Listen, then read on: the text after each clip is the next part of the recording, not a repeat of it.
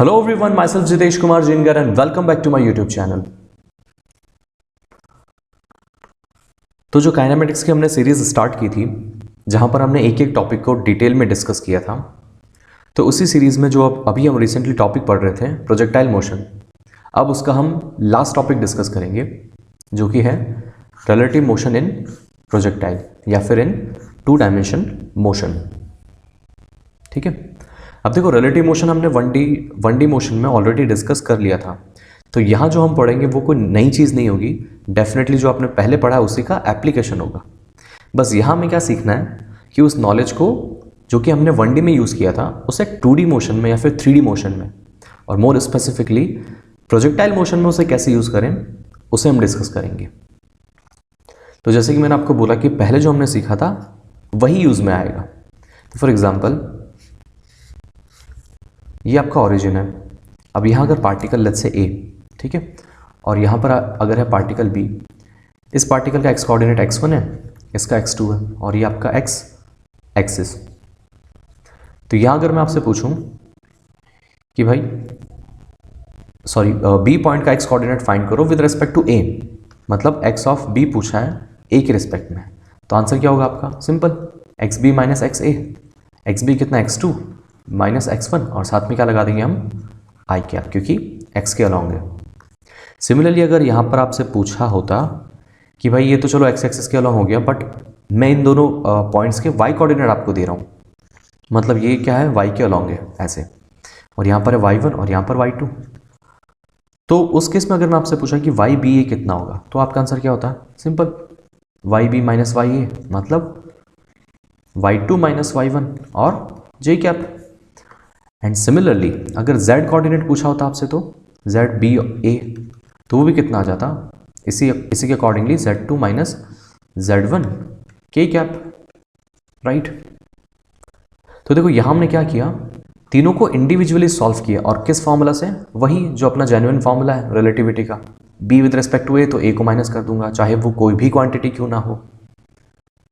ठीक है, तो अगर कोई क्वेश्चन आ जाता है जहाँ पे 2D मोशन में मोशन हो रहा है या फिर 3D में हो रहा है, तो वहाँ आपको क्या करना है? कुछ भी नहीं, बल्कि ये जो आपने इंडिविजुअली काम यहाँ पे किया है ना, उसी को आपको कंबाइंडली करना है, दैट्स इट। एक्स में जैसे हमने इंडिविजुअली किया, वाई में जैसे इंडिविजुअली किया और जेड में किया, इसी को हमें कंबाइंडली करना है। तो हम क्या कर लेंगे, उस क्वेश्चन में जो 2D मोशन में होगा उसे भी सॉल्व कर पाएंगे। जैसे कि छोटा सा एग्जाम्पल लेते हैं हम, अगर एक पार्टिकल है जिसका ए पार्टिकल है, से जिसका आपको पोजीशन वेक्टर दे रखा है, तो उसको एक्स से डिनोट नहीं करते, हम डिनोट कर देते आर ए से, और वो है let's say x1 I cap plus y1 j cap plus z1 k cap. ठीक है, और दूसरा पार्टिकल है उसका पोजीशन वेक्टर भी आपको दे रखा है x2 आई कैप प्लस y2 जे कैप प्लस z2 के कैप। अब देखो यहाँ मैंने किसका एग्जाम्पल ले लिया? 3 डायमेंशन का, पर ऐसा डरना मत कि यार सर ने तो 2 डायमेंशन टॉपिक लिखा है, सब सेम चीज़ है, वही एप्लीकेशन 3D में होगा, वही एप्लीकेशन 2D में होगा। 3D में इसलिए बता रहा हूँ कि कहीं बाई चांस अगर क्वेश्चन आ गया तो आपको ऐसे करना है जैसे मैं अभी आपको बताने वाला हूँ। तो ये आपका पोजीशन वेक्टर हो गया ए का, ये हो गया बी का। अगर मैं यहाँ पर आपसे पूछूँ कि पोजिशन वेक्टर फाइंड करें आप of b with respect to a, तो सेम कहानी जो यहाँ पर आपने की थी, r of b minus r of a. अब आर ऑफ बी कितना? ये रहा, तो इसमें से मुझे इसको माइनस करना है। तो देखो आई कैप में से आई कैप माइनस होगा, मतलब x2 माइनस x1 आई कैप। जे कैप में से जे कैप माइनस हो गया, सॉरी हाँ, तो y2 minus y1 j cap. Similarly z2 minus z1 k cap. तो मुझे क्या मिल जाएगा? Position vector of b with respect to a। अब देखो यहाँ पर इस टाइप के क्वेश्चन जो भी आएंगे ना, वहाँ पर मैं आपको रेकमेंड करूँगा कि इतना कॉम्प्लिकेटेड उसको ना किया जाए। आप क्या करो, जैसे आप पहले करते थे 1D मोशन में जैसे सॉल्व करते थे, तो वैसे इस 3D मोशन को आपको मैंने बताया था क्या होता है। 3D motion is just combination of 3 1 dimension motion. ठीक है, x, y और z। तो इसको अलग सॉल्व करो, इसको अलग से करो और इसको अलग से करो। अब आपसे b का विद रिस्पेक्ट टू a पूछा है, तो सीधा आप कर सकते थे यहाँ पर x2 माइनस x1 आई क्या होता, सिमिलरली y2 माइनस y1 आ जाता, और फिर सिमिलरली z2 माइनस z1 आपको मिल जाता। ठीक है, और वो जहाँ भी रिक्वायरमेंट है आपको क्वेश्चन सॉल्व करने में उसे यूज़ कर लो, सिंपल। तो ये तो चलो पोजीशन वेक्टर को लेकर के एक्सप्लेन किया मैंने, बट कोई भी क्वांटिटी हो, वेलोसिटी, एक्सेलरेशन, कुछ भी, यही फंडा आपको यूज़ करना है। ठीक है, अगर नहीं समझ में आया तो कोई दिक्कत नहीं है, अभी हम न्यूमेरिकल सॉल्व करेंगे, वहां मैं आपको एकदम डिटेल में डिस्कस करूंगा। तो ये क्वेश्चन दे रखा है, इसे सॉल्व करते हैं हम। क्वेश्चन में आपको दो पार्टिकल्स दे रखे हैं, ए एंड बी। एक पार्टिकल जो पार्टिकल ए था उसको प्रोजेक्ट किया गया है 60 मीटर पर सेकंड से एट एन एंगल 30, और जो पार्टिकल बी है उसको भी प्रोजेक्ट किया 50 मीटर पर सेकंड से, हॉरिजॉन्टल से उसका एंगल है अल्फा। इनके बीच की जो इनिशियल सेपरेशन है वो आपको दे रखी है 100 मीटर। ठीक है, ग्राउंड से ग्राउंड प्रोजेक्टाइल मोशन है। तो यहाँ से पूछा जा रहा है, पहले बोला है कि if the particles collide in the air then find angle alpha. तो अगर ये पार्टिकल को प्रोजेक्ट किया गया और ये कहीं ना कहीं जा करके दोनों कोलाइड कर जाते हैं, तो आपको बताना है सेकंड वाले पार्टिकल का एंगल ऑफ प्रोजेक्शन, और क्या बताना है, टाइम ऑफ कोलिजन। मतलब जब इनको प्रोजेक्ट किया तब t = 0, तो कितने टाइम के बाद जाकर ये कोलाइड करेंगे, ये दोनों चीज़ें आपको फाइंड करनी है। तो सबसे पहले क्या करते हैं, हम इनकी वेलोसिटी का कंपोनेंट लिख लेते हैं, क्योंकि अभी मैंने आपको क्या बोला था कि जो भी आएगा 2 डायमेंशन में या फिर 3 डायमेंशन में, आपको क्या करना है, सिंपली उनको x, y और z में स्प्लिट कर दो। जैसे यहाँ पर क्या था, x1 था, y1 था, z1 था, तो अलग अलग लिखना है आपको। फिर x में अलग सॉल्व करेंगे, y में अलग करेंगे और फिर z में अलग करेंगे। यहाँ पर आपका सिर्फ x और y है, तो a को अगर मैं यहाँ पर इसकी वेलोसिटी कंपोनेंट लेता हूँ 60 sin 30 हो जाएगा, मतलब 30, और ये कंपोनेंट कितना आएगा, cos 60 मतलब 30√3। सिमिलरली इसका ये कंपोनेंट कितना आएगा, 50 sin अल्फा, और ये कंपोनेंट कितना आएगा, 50 cos अल्फा। ठीक है, अब देखो रिलेटिव मोशन है यहाँ पे, और मैंने आपको ये हिंट ऑलरेडी पहले दिया था कि जब भी 2 या फिर 2 से ज़्यादा पार्टिकल मूव करें, इसका मतलब क्या है कि आप वहाँ पर रिलेटिव मोशन यूज़ कर सकते हैं, वो क्वेश्चन और भी ज़्यादा ईजी हो जाएगा। तो मैं क्या करने वाला हूँ, यहाँ पर रिलेटिव मोशन का यूज़ करूँगा। तो ये जो सीन था पूरा किसके रिस्पेक्ट में दे रखा था आपको, विद रिस्पेक्ट टू ग्राउंड। अब इसी मोशन को, इसी सीन को मैं क्या करूँगा, किसी एक पार्टिकल के पॉइंट ऑफ व्यू में वापस से ड्रॉ करूँगा। तो किसके रिस्पेक्ट में ड्रॉ करें हम, तो हम ले लेते हैं with respect to a, with respect to a. तो पहले तो हमें क्या करना पड़ेगा, वैल्यूज फाइंड करनी पड़ेगी। तो ए की पहले कितनी वैल्यू वो हम साइड में लिख लेते हैं यहाँ पर, और इधर लिख लेंगे हम बी के लिए। सो वी एक्स ऑफ ए कितना, मतलब ए की वेलोसिटी इन एक्स डायरेक्शन, जो कि हमें पता है 30√3, तो क्या लिखूंगा, 30√3 आई कैप। सिमिलरली वाई डायरेक्शन में कितनी है ए की, तो वो है 30 जे कैप। देखो मैं सब कुछ सॉल्व करके इसलिए दिखा रहा हूँ क्योंकि हो सकता है कि शुरू में आपसे शॉर्टकट आप यूज़ ना कर पाए, है ना। अगर आप देखना चाहें तो अपन इजीली ये इक्वेशन लिखे बिना भी सॉल्व कर सकते हैं, बट मैं आपको इसलिए लिख के दिखा रहा हूँ ताकि आप भी शुरू में ऐसे ही प्रैक्टिस करें। जब आपकी प्रैक्टिस अच्छे से हो जाए उसके बाद आप शॉर्टकट यूज़ कर सकते हैं, ठीक है। क्योंकि ये क्या है कि शुरू में मिस्टेक काफ़ी ज़्यादा होती है इसलिए। तो यहाँ पर जो एक्सेलरेशन होगा ए का वो कितना है, वो तो सिर्फ वाई डायरेक्शन में, और कितना है, ग्रेविटी के इक्वल। सो -g लिखूंगा और जे कैप। सिमिलरली बी के लिए लिख लेते हैं। So v x of b will be equal to 50 cos alpha, but वो पीछे की डायरेक्शन में, लेफ्ट साइड में, तो माइनस क्या लिखूंगा, 50 cos alpha i cap. Similarly लिखूंगा v y of b that will be equal to 50 sin alpha, और पॉजिटिव वाई डायरेक्शन में तो जे कैप। और एक्सेलरेशन ऑफ बी कितना हो जाएगा, इसके लिए भी ग्रेविटी एक्ट करेगी, सो -g जे कैप। तो हमने क्या कर लिया, क्वांटिटीज़ लिख ली सारी। अब हमें क्या कैलकुलेट करने में ईजी होगा। अब अगर आपको फाइंड करना है विद रेस्पेक्ट टू ए सब कुछ सारा सीन, तो मुझे क्या फाइंड करना पड़ेगा, velocity of b with respect to a, acceleration of b with respect to a, right. तो तीनों चीज़ें हम फाइंड करेंगे। सबसे पहले करते हैं velocity in x direction, b की किसके रिस्पेक्ट में, ए के रिस्पेक्ट में। तो क्या फॉर्मूला होगा, बी में से ए को माइनस कर दूंगा, तो ये वाली क्वांटिटी से मैं माइनस कर दूंगा इस वाली क्वांटिटी को, तो कितना आएगा, -50 cos अल्फा -30√3 और साथ में आई कैप। सिमिलरली फाइंड करेंगे वाई डायरेक्शन में of b with respect to a. सारे कंपोनेंट्स को आप देख सकते हैं कि हम इंडिविजुअली सॉल्व कर रहे हैं। ये था एक्स में और ये था वाई में, तो यहाँ हमने एक्स में सॉल्व कर लिया, अब वाई में करेंगे। तो इसमें से मुझे माइनस करना है इसको, तो ये कितना हो जाएगा, 50 साइन अल्फा माइनस 30 और साथ में क्या आ जाएगा जे कैप, यहाँ पर क्या था आई कैप। और एक्सेलरेशन की अगर आप देखेंगे तो acceleration of b with respect to a कितना हो जाएगा, ये भी माइनस जी ये भी माइनस जी, तो कैंसिल आउट होकर के 0 मिलेगा आपको। तो यहाँ से मैं क्या कंक्लूड कर सकता हूँ कि भाई बी पार्टिकल का acceleration with respect to a कितना है 0, मतलब कोई एक्सेलरेशन नहीं है, ना ही एक्स में और ना ही वाई में। बट बी पार्टिकल की ए के रिस्पेक्ट में वेलोसिटी है, इन एक्स डायरेक्शन इतनी और इन वाई डायरेक्शन इतनी। अब देखो इसी इन्फॉर्मेशन को हम क्या कर लेते हैं, वापस डायग्राम में ड्रॉ कर लेते हैं, क्योंकि मैं आपको दिखाना चाहता हूँ कि क्या एक्चुअली में होने वाला है। ठीक है, तो ये जो डायग्राम था ऊपर वाला उसी को वापस यहाँ पर ड्रॉ करते हैं हम ऐसे। तो ये पार्टिकल ए और इधर हो जाएगा आपका पार्टिकल बी। तो किसके रिस्पेक्ट में हमने किया, विद रिस्पेक्ट टू ए। अब जिसके भी रिस्पेक्ट में करते हैं वो आ जाता है कंप्लीट रेस्ट में, ये मूव नहीं करेगा। तो बी की दो वेलोसिटीज हैं, एक एक्स में और एक वाई में। अब देखो इसका एक्स वाली का ये भी नेगेटिव ये भी नेगेटिव, मतलब ये माइनस की तरफ है, नेगेटिव एक्स एक्सिस की तरफ। तो जो बी आपका पार्टिकल है वो ए की तरफ आएगा, कितनी वेलोसिटी से, इतनी से। और नेगेटिव साइन हमने देखो डायरेक्शन में ले लिया, तो सिर्फ आप मैग्नीट्यूड लिख सकते हैं 50 कॉस अल्फा और प्लस 30√3। और सिमिलरली बी की ए के रिस्पेक्ट में वर्टिकल वेलोसिटी भी है, जो कि कितनी है 50 साइन अल्फा माइनस 30, और कोई भी एक्सेलरेशन नहीं है। अब देखो आप किसके रिस्पेक्ट में देख रहे हो, आप ए के रिस्पेक्ट में देख रहे हो। तो ए के रिस्पेक्ट में बी की ये दोनों वेलोसिटी कंपोनेंट है, तो इनका रिजल्टेंट कहीं ना कहीं बीच में आएगा ऐसे। तो ये हो जाएगी v b with respect to ए।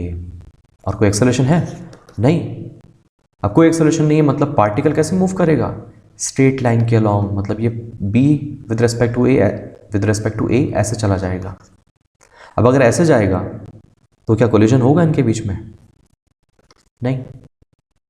ऐसे चला गया तो ए को पास कर जाएगा, है ना, क्योंकि क्वेश्चन में हमें यही पूछा है if the particle collide in air. तो हमें क्या करवाना है, कोलिजन करवाना है। तो ए के रिस्पेक्ट में भी कोलिजन तो हो गई, और वो तभी होगा जब ये बी पार्टिकल जाकर के ए को हिट करेगा। और वो कब कर सकता है, जब इस बी की वेलोसिटी का जो वाई कंपोनेंट है विद रिस्पेक्ट टू ए वो हो जाए 0। अगर ये कंपोनेंट 0 हो गया तो सिर्फ ये कंपोनेंट बचेगा, और ये कंपोनेंट डेफिनेटली बी को ए की तरफ ले जाएगा और आपका कोलिजन हो जाएगा। क्लियर। तो मुझे क्या करना है, इसको बस 0 करना है। 50 sine alpha minus 30 should be equal to 0।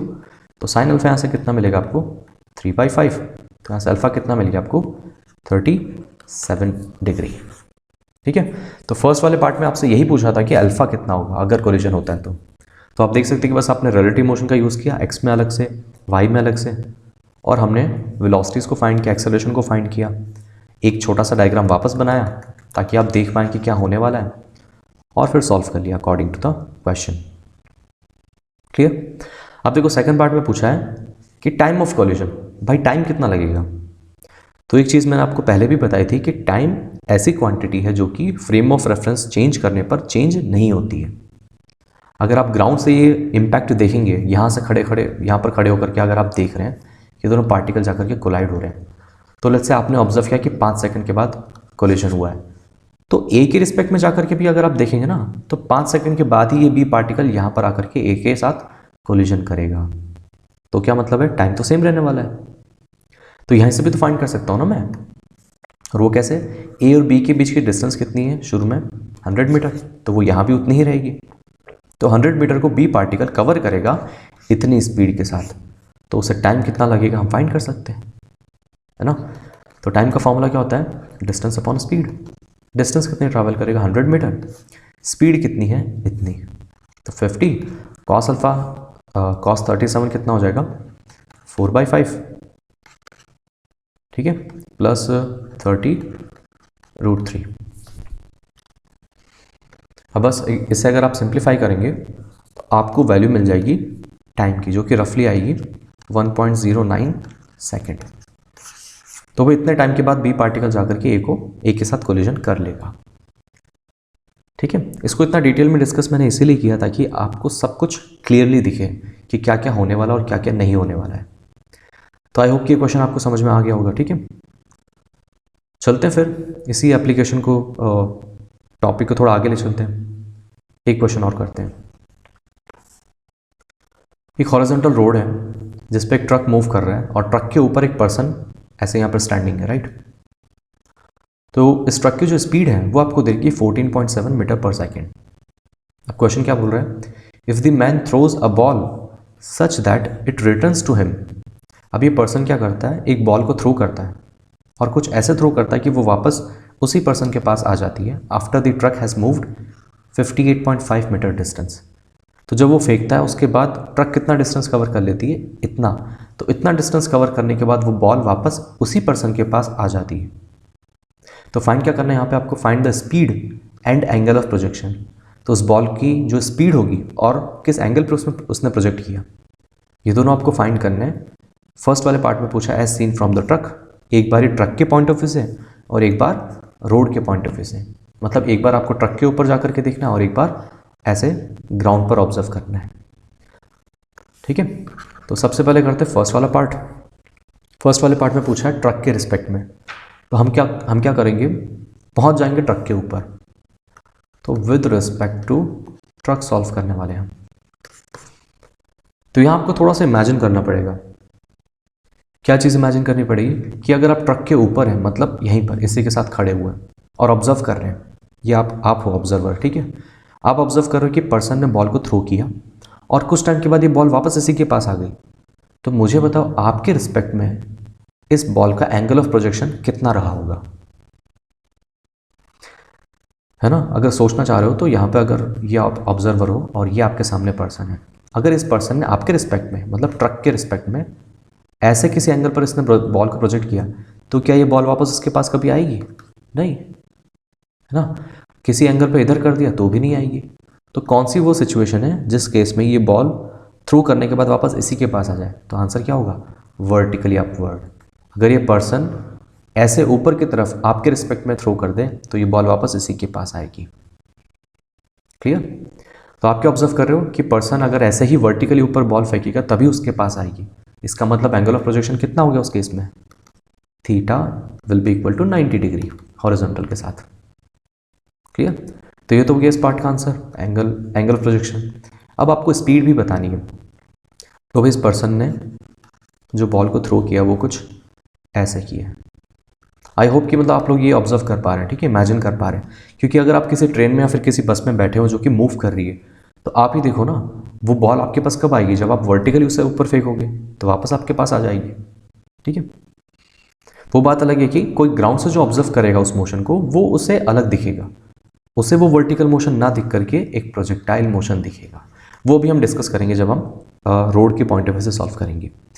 फिलहाल इसे सॉल्व करते हैं। तो ये पर्सन ने कैसे थ्रो किया भाई, ट्रक के ऊपर ऐसे, तो इसके पास वापस ऐसे आ गई। तो ऊपर यहाँ पर कितनी वेलोसिटी रही होगी इसकी, 0, कहीं ना कहीं किसी पॉइंट पे। ठीक है, तो कितना टाइम रहा होगा, पहले वो टाइम फाइंड कर लेते हैं कि भाई इस मोशन को टाइम कितना लगेगा। तो क्वेश्चन में ये भी दे रखा है कि ट्रक की इतनी स्पीड है और कितनी डिस्टेंस ट्रैवल कर ली ट्रक ने उसी दौरान, इतनी।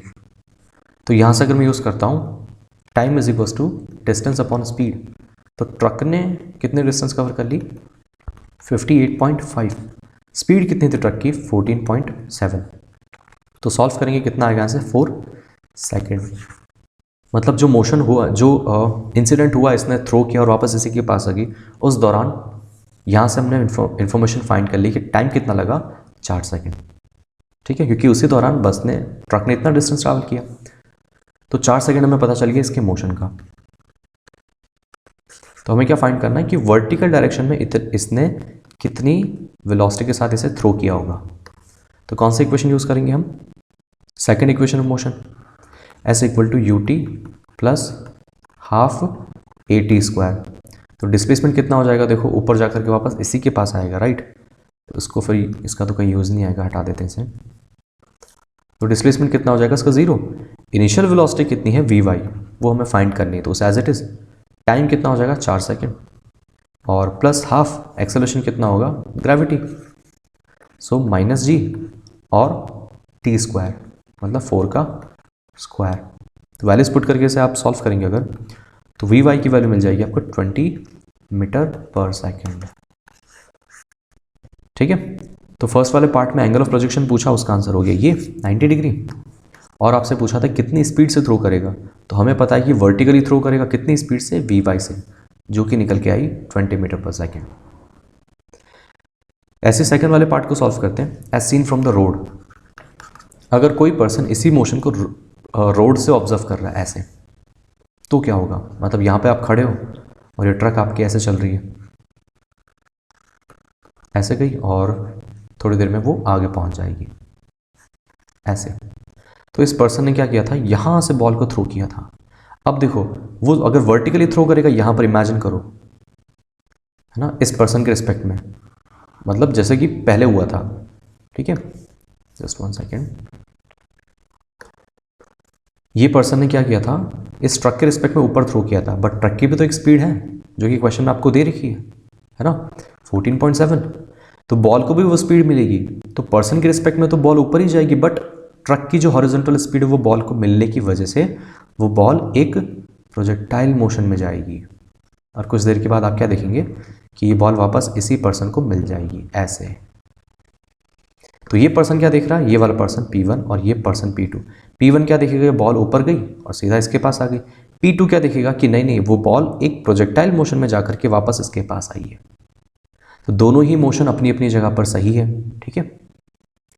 तो यहाँ पे आपको फाइंड क्या करना था, एक तो कितनी स्पीड से इसने थ्रो किया v, और कितने एंगल पर थ्रो किया हॉरिजॉन्टल से थीटा। तो चलो फाइंड करते हैं। अब देखो जैसे मैंने आपको बोला कि इस बॉल की जो वर्टिकल वेलोसिटी होगी वो तो हमने फाइंड कर लिया ऑलरेडी। तो इस v के दो कंपोनेंट होंगे, एक होगा वर्टिकल जो कि होगा vy, और एक होगा हॉरिजॉन्टल जो कि होगा vx। तो vy कितना होगा हम ऑलरेडी फाइंड कर चुके हैं, vy तो पता चल गया 20। vx कितना होगा, तो अभी जस्ट मैंने आपको बताया कि ट्रक की जो स्पीड होगी वो बॉल को मिल जाएगी, है ना, x डायरेक्शन में। तो जितनी ट्रक की स्पीड है उतनी ही बॉल की भी स्पीड होगी x डायरेक्शन में। तो vx कंपोनेंट कितना हो जाएगा, जितना बस की स्पीड है, मतलब 14.7, दैट्स इट। और ये आपका एंगल थीटा। तो अगर आपको थीटा फाइंड करना है तो हम क्या लिख लेंगे यहाँ पर, इस वाले से tan theta. So tan theta will be equal to vertical मतलब vy divide by horizontal component vx। So tan theta will be equal to vy कितना है, 20 डिवाइड बाई 14.7। तो यहाँ अगर आप फाइंड करेंगे theta tan inverse 20 divide by 14/7, तो रफली वो कुछ आएगा 53 डिग्री रफली, ठीक है। तो ये तो हो गया थीटा, और आपसे v भी पूछा है, तो v क्या होगा, इन दोनों का वेक्टर सम ही तो होगा। तो हम इजीली फाइंड कर सकते हैं, v will be equal to under root vx square plus vy square. दोनों वैल्यूज़ को यहाँ पर पुट करके हम सॉल्व करेंगे। vx, तो vx को पहले लिख लेते हैं, vx कितना हो जाएगा 14.7 का स्क्वायर प्लस 20 का होल स्क्वायर। सिंप्लीफाई करेंगे तो रफली मिलेगा आपको ये 24.8 मीटर पर सेकेंड। तो सेकंड वाले पार्ट का एंगल ऑफ प्रोजेक्शन कितना हो गया इस पर्सन के रिस्पेक्ट में जो कि ये रोड पे खड़ा हुआ है, 53 डिग्री, और कितनी स्पीड हो जाएगी इसके रिस्पेक्ट में, इतनी। तो आप देख सकते हैं कि सब कुछ वही है जो हमने पहले पढ़ा था। 1D मोशन को ही यहाँ पे हम 2D में सॉल्व कर रहे हैं। बस रिलेटिव मोशन में ध्यान क्या रखना है, एक्स वाले मोशन को अलग से देखो, वाई वाले मोशन को अलग से देखो, और अगर जेड भी कंपोनेंट है तो उसे भी इंडिविजुअली अलग से देखो। क्वेश्चन आपके लिए बहुत ही ईजी हो जाएगा। अब एक क्वेश्चन और कर लेते हैं जो कि 3D मोशन के क्वेश्चन को एक्सप्लेन करेगा। ये रहा। तो अभी जस्ट हमने क्वेश्चन किया वो 2D मोशन का था, ये क्वेश्चन पर्टिकुलरली 3 डायमेंशन पर बेस्ड है। क्वेश्चन ऑलमोस्ट वैसा ही कुछ है। एक ट्रक है जिसके ऊपर एक पर्सन खड़ा हुआ है। इस बार ये ट्रक की जो इनिशियल स्पीड है वो आपको दे रखी है जो कि u = 0, मतलब ट्रक आपकी रेस्ट से स्टार्ट होती है कितने एक्सेलरेशन से, 2 मीटर पर सेकेंड स्क्वायर से, और t = 0 पे। तो यहाँ आपको बोला जा रहा है at 4 second the man fires the gun. अब देखो फॉर्चुनेटली इसके पास क्या है, गन भी है यहाँ पे ऐसे इसके हाथ में। तो जब ये टाइम कितना हो जाता है 4 सेकेंड, उस टाइम पे ये पर्सन क्या करता है, उस गन को फायर करता है, और वहाँ उससे जो बुलेट निकलती है वो क्या करती है, आगे जाकर के एक बर्ड को हिट कर देती है। कितने टाइम पे, 8 सेकेंड पे। तो फायर कब किया इसने, 4 सेकेंड पे, वो बुलेट जाकर के हिट कब कर रही, 8 सेकेंड पे। और आपको दे रखा है and the position vector of the bird at that instant is 40i cap plus 80j cap plus 40k cap. तो डेफिनेटली 3 डायमेंशनल कोऑर्डिनेट दे रखे हैं आपको उस बर्ड के, जब वो बुलेट जाकर के उसको हिट करेगी। Then find the velocity of bullet with respect to truck. तो आपको बतानी भाई उस बुलेट की जो यहाँ से निकलेगी उसकी वेलोसिटी कितनी होगी विद रिस्पेक्ट टू ट्रक। तो ये एक प्रॉपर 3 डायमेंशन मोशन का क्वेश्चन है। तो देखो मैंने जो हिंट दिया था आपको वो क्या था कि 3 डायमेंशन 2 डायमेंशन क्वेश्चन आ जाए तो आपको बस इंडिविजुअली एक्स में सॉल्व करना है अलग से, वाई में सॉल्व करना अलग से, जेड में करना अलग से, क्वेश्चन आपका ईजी हो जाएगा। अब यहाँ मैं आपको दिखाता हूँ कैसे होगा ये, ठीक है।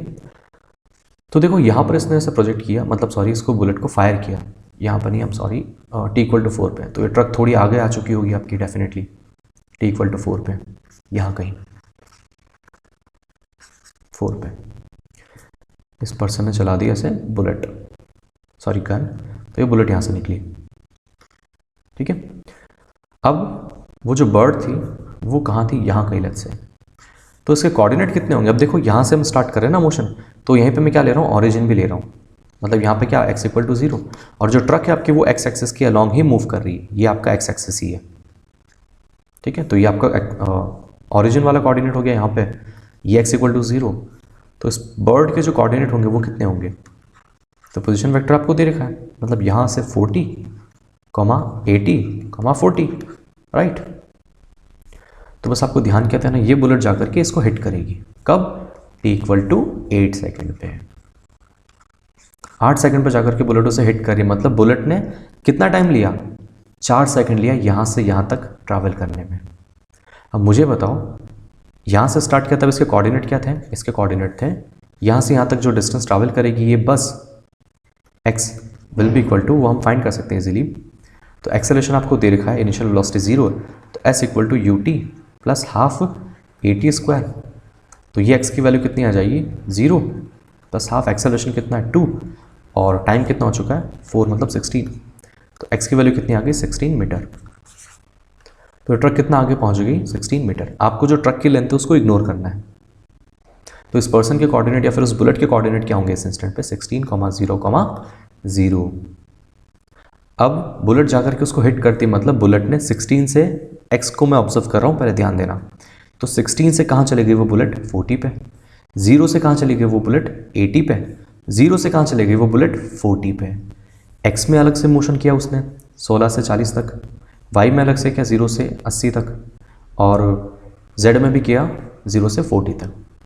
इन तीनों मोशन में एक चीज़ कॉमन है अगर आप ऑब्जर्व करेंगे तो, और वो क्या है, टाइम ड्यूरेशन। 4 ही सेकंड लिए उसने यहाँ से यहाँ तक के बीच में, टाइम गैप कितना है 4 सेकंड, तो 4 ही सेकंड लिए x में भी, 4 ही सेकंड लिए उसने y में भी, और 4 ही सेकंड लिए z में भी। इस बात को आपको पकड़ना है बस। एक बार ये पता चल गया, अब देखो कैसे हम इजीली सॉल्व कर लेते हैं इसे। तो वही बात सबसे पहले किस में सॉल्व करेंगे, x एक्सिस में। तो जो आपकी बुलेट थी वो जिस भी कोऑर्डिनेट पे थी वहाँ से उसने x एक्सिस के अलॉन्ग कितना डिस्टेंस ट्रैवल किया, तो देखो 16, और फाइनली जाकर कहाँ हिट कर रही है वो 40 पे, तो 14 - 16 जो लेंथ होगी वो इस बुलेट ने ट्रैवल की है, ठीक है। 40 - 16 will be equal to 24 metre. कितने टाइम में, तो आपको पता चल चुका है गैप कितना है 4 सेकेंड, 4 सेकेंड में। तो मैं मान लेता हूँ साइड में कि भाई जो बुलेट है उसकी जो स्पीड होगी, velocity of bullet, that is equals to vxi plus vyj plus vzk। मान लेते हैं, हमें पता नहीं अभी तो, ठीक है। तो इस बुलेट की x डायरेक्शन के अलॉन्ग कितनी स्पीड है vx, तो क्या हम फाइंड कर सकते हैं easily, speed is equals to distance upon time. Distance कितना इसने ट्रैवल किया 24, टाइम कितना है 4, तो कितना हो जाएगा 6 मीटर पर सेकेंड। तो मुझे क्या मिल गया, vx की वैल्यू मिल गई 6। क्लियर। सिमिलरली क्या करेंगे, y को ऑब्जर्व करेंगे, सिमिलरली z को भी ऑब्जर्व करेंगे। तो y में अगर आप ऑब्जर्व करेंगे तो बुलेट ने यहाँ से स्टार्ट किया, मतलब डेफिनेटली y एक्सिस में होगा, बट मैं यहाँ पे हॉरिजॉन्टली ड्रॉ कर रहा हूँ, ये x के अलॉन्ग था और ये y के अलॉन्ग होगा, ठीक है। कितनी वेलोसिटी रहेगी इसकी vy, और कितना डिस्टेंस ट्रैवल किया उसने y में, तो देखो इसका कोऑर्डिनेट कितना था y 0, अब कितना है 80, मतलब कितना कवर कर लिया 80 मीटर। तो 80 मीटर डिस्टेंस ट्रैवल कर ली, और टाइम कितना लगा, सॉरी टाइम कितना लगेगा सेम 4 सेकेंड। तो इसके लिए भी आप फाइंड कर सकते हैं vy will be equal to distance कितनी 80 डिवाइड बाई टाइम 4, जो कि किसके इक्वल आएगा 20 मीटर पर सेकेंड। यहाँ भी हम लिख लेते हैं यूनिट मीटर पर सेकेंड। वी वाई हो गया, सॉरी वी एक्स हो गया, वी वाई हो गया, अब बचा वी जेड। तो वापस सिमिलरली हम क्या करेंगे, जेड एक्सिस में भी सॉल्व करेंगे। तो जेड में भी वही कहानी सेम, इनिशियली सॉरी इस डायरेक्शन में वेलोसिटी कितनी रही होगी इसकी जेड। चलो इसको थोड़ा मैं ना देखो जेड के अलॉन्ग ही बना लेता हूँ। तो देखो जेड एक्सिस यहाँ हम क्या ले रहे हैं, मैं आपको यहाँ बता देता हूँ। एक्स एक्सिस इसके अलॉन्ग था, वाई जो था वो इसी प्लेन में था, ऐसे इसी हॉरिजॉन्टल प्लेन में, रोड वाले प्लेन में, और जेड आपका कहाँ है, ऐसे वर्टिकली ऊपर। ठीक है, तो जेड कहाँ होगा, ऐसे वर्टिकली, और वो कितना डिस्टेंस ट्रैवल करेगा जेड में, 0 से लेकर के 40। कितने टाइम में, उतने ही टाइम में। बट यहाँ ध्यान देने वाली बात क्या है कि जेड के अलॉन्ग अगर आप ले रहे हो तो जेड के अलॉन्ग तो ग्रेविटी एक्ट करती है, माइनस जेड के अलॉन्ग। मतलब ये बुलेट जब जेड में कवर करेगी डिस्टेंस तो वहाँ पर ग्रेविटी अपना काम करेगी। अभी तक तो हमने कहीं भी एक्सेलरेशन को लिया नहीं, सिंपल से इक्वेशन यूज़ कर ली, क्योंकि एक्स और वाई में कोई भी एक्सेलरेशन नहीं था, क्योंकि वो प्लेन में मोशन थे। बट जेड में जैसे ही बात करोगे मतलब वर्टिकल, और वहाँ ग्रेविटी आएगी, तो उस केस में आपको सिंपली ये इक्वेशन यूज़ ना करके इक्वेशन ऑफ मोशन यूज़ करनी पड़ेगी। तो यहाँ कुछ ऐसा देख लेते हैं कि जो बुलेट थी वो यहाँ से स्टार्ट करती है, वी जेड के अलॉन्ग कहाँ तक जाएगी, यहाँ तक। कितना डिस्टेंस ट्रैवल किया, 40 मीटर। कितने टाइम में, सेम 4 सेकंड में। और यहाँ पर एक ग्रेविटी एक्ट कर रही है, तो इक्वेशन ऑफ मोशन यूज़ करनी पड़ेगी हमें। कौन सी वाली, second. S equal to u t plus half a t square. Displacement कितना होगा, 40। ऊपर है तो पॉजिटिव लिखेंगे +40। यू कितना है, वी जेड है। टाइम कितना लगा, 4 सेकंड, प्लस हाफ एक्सेलरेशन कितना, जी मतलब -10, और टी कितना, अगेन 4 का स्क्वायर। तो इसे अगर आप सिंप्लीफाई करेंगे तो हम सॉरी वी वाई लिख लिया मैंने इसे, ये वी जेड होगा आपका। तो सिंप्लीफाई करेंगे इसे तो वी जेड की वैल्यू मिल जाएगी आपको कितनी, 30 मीटर पर सेकेंड। तो वी एक्स फाइंड कर लिया हमने, वी वाई फाइंड कर लिया, वी जेड फाइंड कर लिया। इन तीनों वैल्यूज़ को मैं यहाँ पुट कर लूँगा, मुझे मिल जाएगी बुलेट की स्पीड। अब यहाँ पर एक छोटा सा ट्विस्ट है कि ये जो बुलेट की स्पीड हमने फाइंड की वो किसके रिस्पेक्ट में है। तो देखो जो हमने जनरली लिखा है और जो मोशन हमने सॉल्व किया है, तो बुलेट ने जो डिस्टेंस कवर की वो किसके रिस्पेक्ट में हमने देखा, ग्राउंड के रिस्पेक्ट में। मतलब यहाँ पर कोई पर्सन खड़ा हुआ है और वो ऑब्जर्व कर रहा है, तो ये भी किसके रिस्पेक्ट में थे, ग्राउंड के रिस्पेक्ट में थी। तो ग्राउंड के रिस्पेक्ट में इतने डिस्टेंस ट्रैवल करेगा इतने टाइम में, और उसी इन्फॉर्मेशन को यूज़ करके हमने फाइंड किया। बट क्वेश्चन में आपसे पूछा जा रहा है कि ट्रक के रिस्पेक्ट में कितनी होगी, तो उस टाइम पर ट्रक की स्पीड कितनी हो चुकी है ये हमें फाइंड करना पड़ेगा। तो वी टी कितनी है, so v is equal to u plus a t use करेंगे। यू 0 है, ए कितना है 2, टाइम कितना लगा इसको 4 सेकेंड, तो ये हो जाएगा 8 मीटर पर सेकेंड। तो उस टाइम पर जो ट्रक है उसकी स्पीड है 8 मीटर पर सेकेंड, और बुलेट की कितनी, इतनी। तो उसको मैं नीचे लिख लेता हूँ, वेलोसिटी ऑफ बुलेट, सॉरी कितना आ गया अपने पास, एक्स कॉम्पोनेंट आया था 6, 20 और 30, तो क्या लिखूंगा मैं, 6 आई कैप प्लस 20 जे कैप प्लस 30 के कैप, और वेलोसिटी ऑफ ट्रक कितना आ गया, 8 आई कैप। अब सिंपल है, वेलोसिटी ऑफ बुलेट फाइंड करना आपको विद रिस्पेक्ट टू किसके रिस्पेक्ट में, ट्रक के रिस्पेक्ट में। तो ट्रक की स्पीड से माइनस कर दूंगा मैं, तो 6 आई कैप प्लस 20 जे कैप प्लस 30 के कैप में से माइनस करना है मुझे 8 आई कैप। तो कितना हो जाएगा, 6 - 8 -2 आई कैप, बाकी सब सेम रहेंगे, प्लस 20 प्लस 30 के कैप। दैट्स इट, ये हो गया आपका फाइनल आंसर इस क्वेश्चन का। अब देखो यहाँ पे जो इंटरेस्टिंग फैक्ट है वो क्या है, एक्स वाले कंपोनेंट की वैल्यू कितनी आ रही है, -2। मतलब वो जो पर्सन है जो कि ट्रक के ऊपर खड़ा हुआ है, ट्रक के रिस्पेक्ट में आपने फाइंड किया ना ये स्पीड, उसके रिस्पेक्ट में बुलेट की स्पीड कितनी है, एक्स में -2 है। और अगर आप देखेंगे तो जो आपकी बर्ड है वो डेफिनेटली कहाँ है, इस ट्रक के राइट में, क्योंकि उसका एक्स कोऑर्डिनेट ज़्यादा है। तो एक्स कोऑर्डिनेट ज़्यादा होने के बावजूद भी वो उस बुलेट की जो इस पर्सन के रिस्पेक्ट में एक्स डायरेक्शन में वेलोसिटी वो नेगेटिव में है। इसका मतलब ये जो पर्सन फायर कर रहा है बुलेट को, वो आगे की तरफ ना देख करके ऐसे पीछे की तरफ देख करके फायर कर रहा है ऐसे, तभी तो आपकी एक्स डायरेक्शन में वेलोसिटी कितनी आएगी बुलेट की, नेगेटिव आएगी। अब ज़रा ये सोचना कि ऐसा क्यों कर रहा है वो ऐसा इसलिए कर रहा है क्योंकि अगर वो आगे की तरफ देख करके फायर करता तो ट्रक की ऑलरेडी स्पीड 8 मीटर पर सेकेंड ऑलरेडी हो चुकी है, तो वो स्पीड इस बुलेट को भी मिल जाती।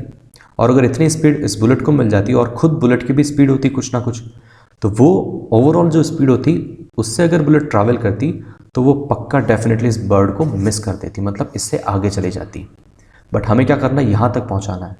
तो उसके लिए मैं क्या करूँगा, इसके एक्स डायरेक्शन में वेलोसिटी को डिक्रीज़ करने के लिए मैं ट्रक के रिस्पेक्ट में बुलेट को ऐसे गन को पीछे रख करके फायर करूँगा, तभी जाकर के ये पक्का बुलेट इस बर्ड को हिट करेगी।